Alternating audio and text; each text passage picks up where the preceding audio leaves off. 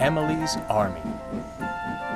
Being a passenger engine, Emily never took much notice of the goods yard. Each morning, she'd bring her coaches to the station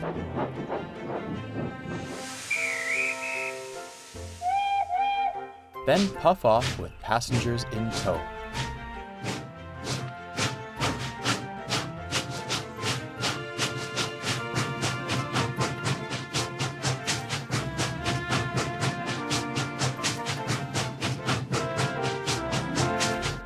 Today, however, she heard quite a commotion. Airy, the ironworks, was collecting trucks of scrap bound for the smelters. He clattered around, shoving the trucks roughly. "Go on, get moving," he rumbled. The trucks were cross. They slipped on their brakes, and Airy came to a halt. "Grrr," he growled, as the trucks tittered with laughter.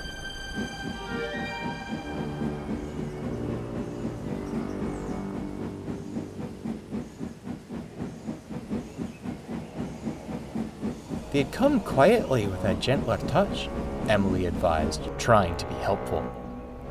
"Pah!" snorted Airy. "I'm not taking tips from an antique like you. I bet you've never so much as coupled to a truck before." "I'm a passenger engine," said Emily, "but—" "Pah! You look more like a penny farthing than a passenger engine," Airy interrupted. "Just you trundle off with those bird boxes you call coaches and leave the real work to real engines." With a roar, Airy dragged the screeching trucks away. Emily was furious. "I'd like to show that diesel a thing or two," she scowled. "If only I could." "Oh, yes, that's exactly what I'll do."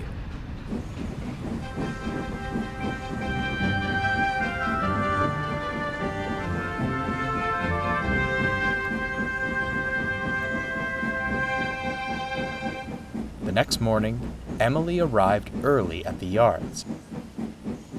Scrap trucks were scattered around the sidings. She gently buffered up to one. "What's going on?" groused the truck. "You're not our engine." "I saw how that diesel treated you yesterday," smiled Emily, "and I thought you'd like to know how real engines take care of trucks." Emily pushed the truck gently forward. It was quite taken aback and stayed silent.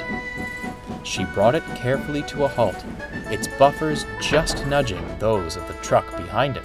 "Right then," said Emily, "let's get the rest of you sorted." Now, Emily isn't as strong as the other engines.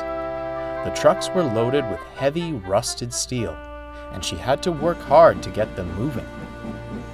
At last, tired but pleased, Emily had the train ready. When Airy arrived, he was speechless. "A gentler touch seemed to do this time.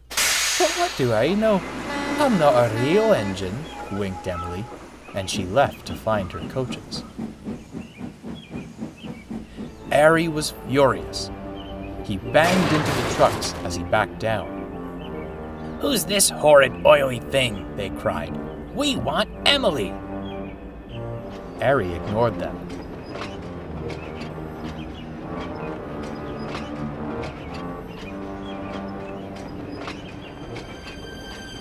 But the next few days were awful. The trucks gave him more trouble than ever. They only wanted to be pulled and shunted by Emily.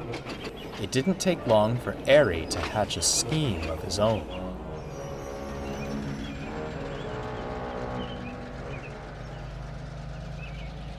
"I was wrong," he said when he next saw Emily.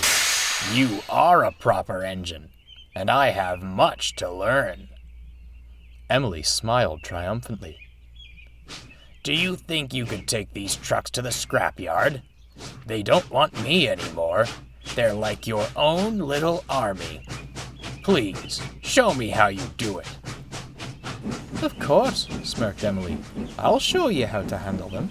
Perhaps if Emily hadn't been so conceited, she might have remembered she wasn't built for goods trains. The trucks were pleased to see her.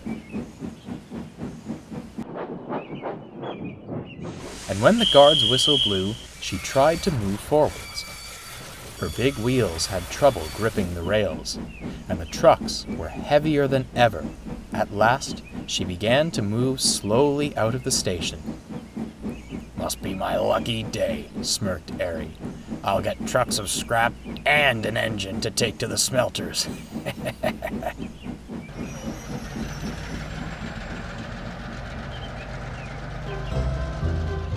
Out on the main line, Emily was not enjoying herself. It was hard work to keep the train moving.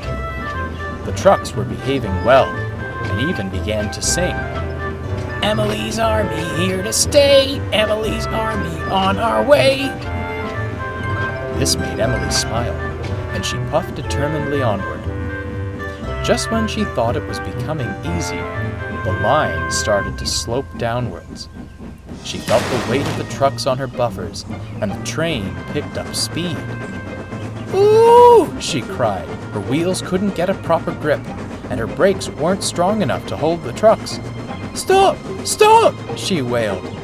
And that's when it happened. "Hold back! Hold back!" called the trucks.